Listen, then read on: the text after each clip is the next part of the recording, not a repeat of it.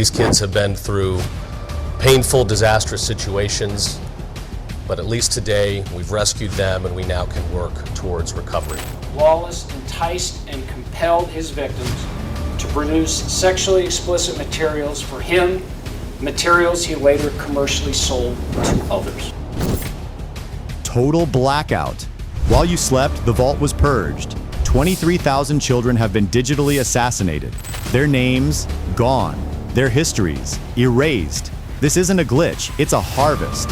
We've tracked a backdoor link to offshore consultancy firm serving the world's untouchable elite. No paper trail, no oversight, just a high-speed pipeline moving human lives to untraceable islands and private estates.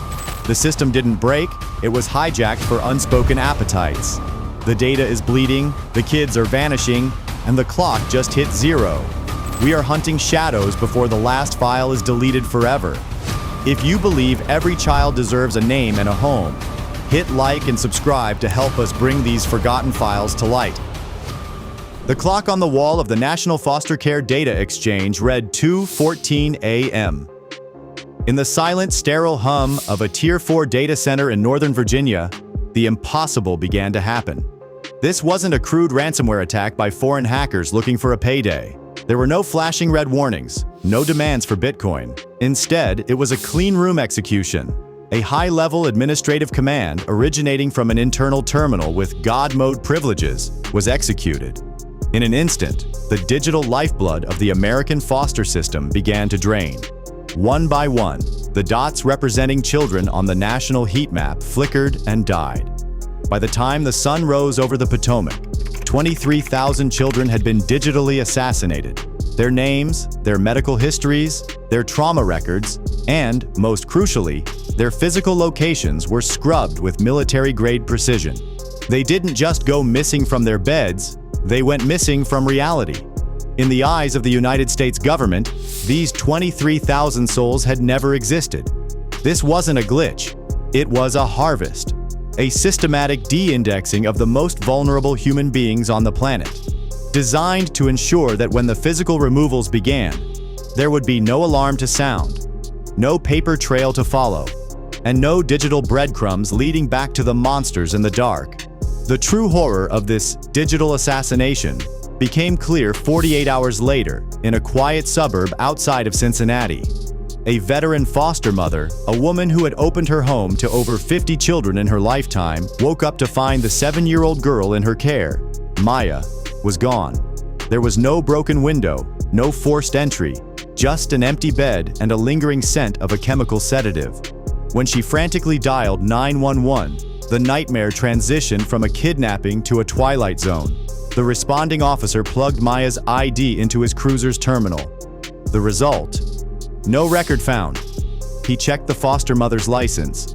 Invalid ID. He called the regional social service office. They told him they had no record of a 7-year-old girl ever being assigned to that address. The system didn't just fail that mother, it gaslit her. It erased the child so thoroughly that the police had no legal grounds to even issue an Amber Alert. You can't report a kidnapping for a person who, according to the federal government, was never born. This is the Shadow API in action. By weaponizing the very software meant to protect these children, the perpetrators created a legal vacuum. They turned the foster care system into a high-speed assembly line for human assets, where the deletion of a file is the starting gun for a physical extraction.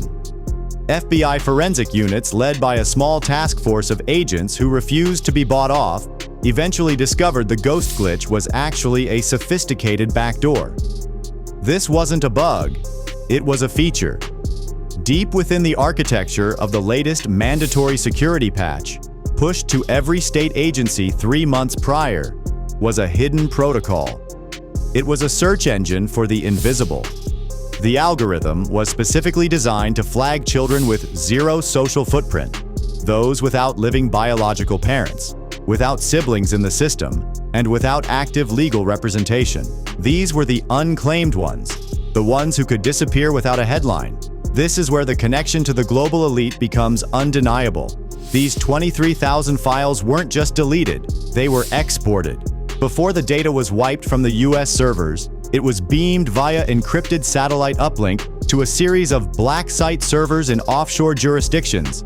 These servers are owned by international consultancy firms, front organizations that serve the world's untouchable 1%ers. To the average citizen, the foster system is a safety net. To these predators, it is a real-time inventory catalog. While you were sleeping, a digital executioner handpicked the most defenseless among us and put them on a shopping block. The system didn't break. It was hijacked by the very people we trust to run it.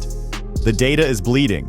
The children are being loaded into unmarked vans, and the bureaucracy is staying silent because they are the ones who held the door open. We are looking at the largest organized disappearance in American history, and it was all done with a single keystroke.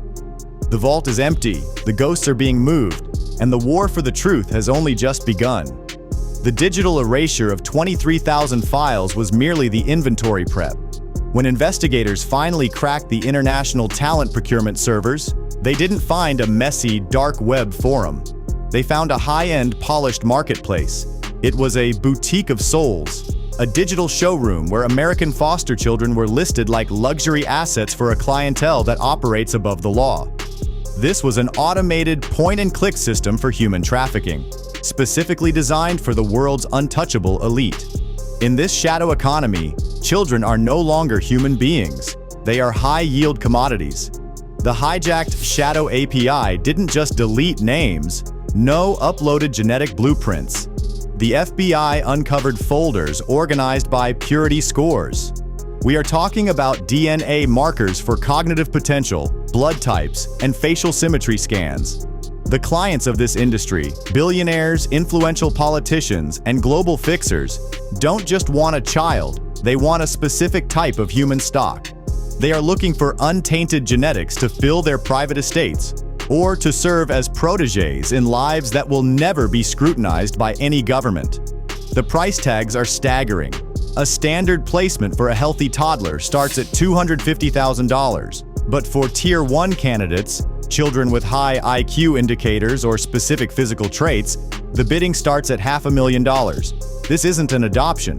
It is a premium globalized subscription service. The consultancy firms act as brokers, taking massive management fees to ensure the transition is seamless. They provide the legal cover, the falsified birth certificates, and the non-disclosure agreements that keep the entire pipeline submerged in total silence. How are these children selected? The interface of the boutique allows users to filter by resilience factors. The algorithm tracks how many times a child has moved within the foster system.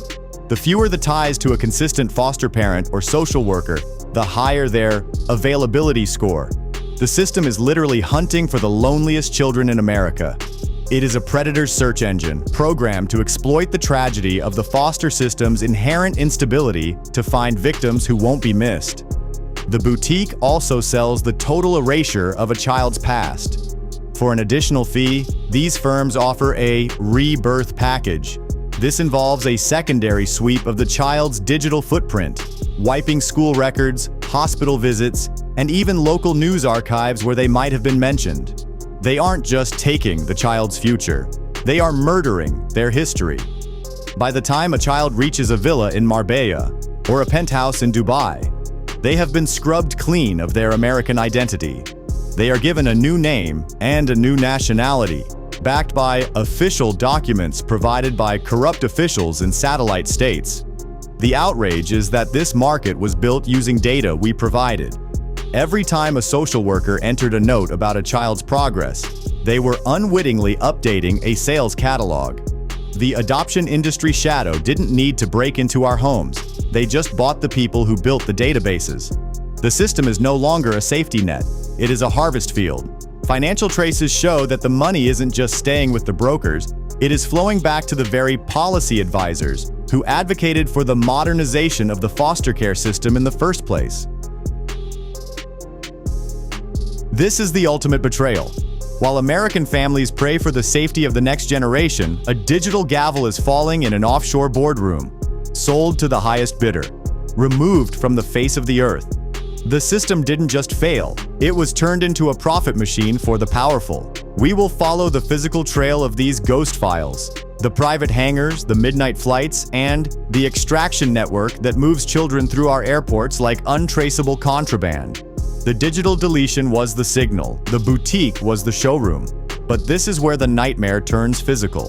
This is the extraction network, the high-speed logistics chain that moves children from American soil to untraceable private estates across the globe. When those 23,000 files vanished, it wasn't just data disappearing, it was a logistical green light. Within 15 minutes of a file being scrubbed, the physical removal protocols were activated. No police sirens, no amber alerts, just the cold, calculated efficiency of a ghost network. The FBI's investigation into these extraction teams revealed a terrifying pattern. These aren't masked kidnappers, they are transporters, disguised as state contractors, medical transport units, or private security details. Using the hijacked Shadow API, these teams knew exactly where each child was, who was guarding them, and the precise moment when the local system would go blind. In 85% of the cases, the children were removed from their foster homes under the guise of an emergency relocation order. The foster parents, trusting the system, handed the children over to men in suits with official-looking badges and digital tablets. Tablets that displayed the very federal authorization codes that had been stolen during the purge. Once the child is in the back of the unmarked SUV, the blind spot protocol begins. They don't head to a local social services office. They head to regional secondary airports, hubs for private aviation where TSA oversight is thin, and the elite tier clientele own the hangars. Federal flight records, later subpoenaed by a rogue task force, showed a surge in ghost plane activity. These are private jets with blocked tail numbers, flying under humanitarian charters or private diplomatic status. Between 3 a.m. and 5 a.m., while the nation slept, these planes took off from small strips in Ohio, Florida, and California, heading toward offshore coordinates in the Mediterranean, Eastern Europe, and the Persian Gulf. A whistleblower, a former cargo loadmaster for a private aviation firm, gave a chilling account of these midnight flights. He described seeing groups of 5 to 10 children being led onto Gulfstream jets. They weren't crying. They were lethargic, likely sedated with the same chemical footprint found in the homes of the victims. There were no passports checked, no manifests signed. The loadmaster was told these were refugee relocations sanctioned by international NGOs. In reality, these children were being exported as untraceable assets. Once the plane crosses the 12-mile limit into international airspace, the child's American identity is legally and physically dead. The most infuriating discovery?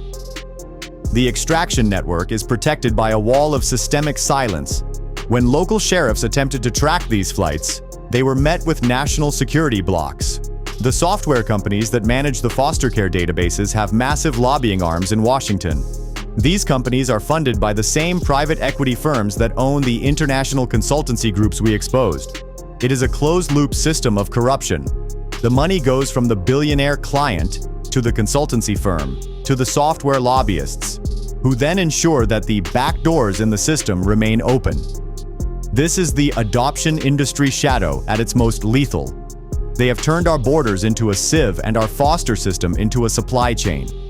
These 23,000 children are now ghost citizens.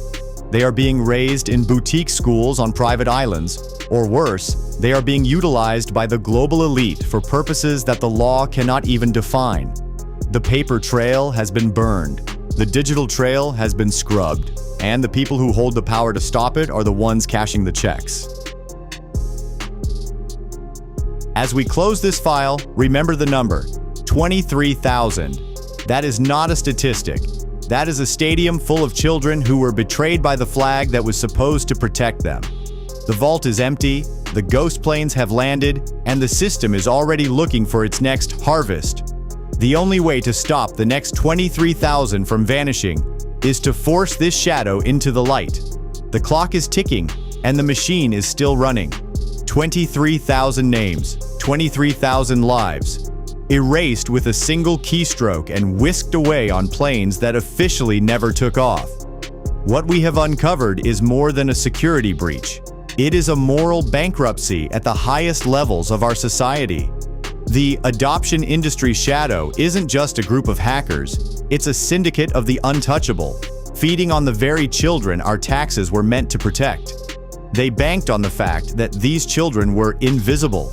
They banked on the hope that you wouldn't care, but they were wrong.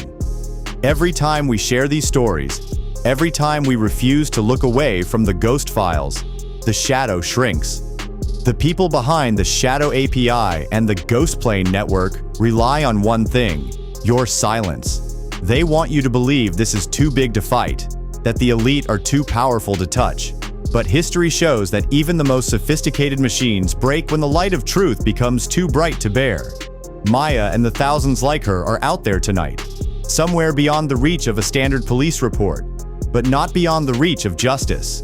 We are documenting every lead, tracking every tail number, and following the money until it leads to the front doors of those glass towers in Zurich and the penthouses in Manhattan.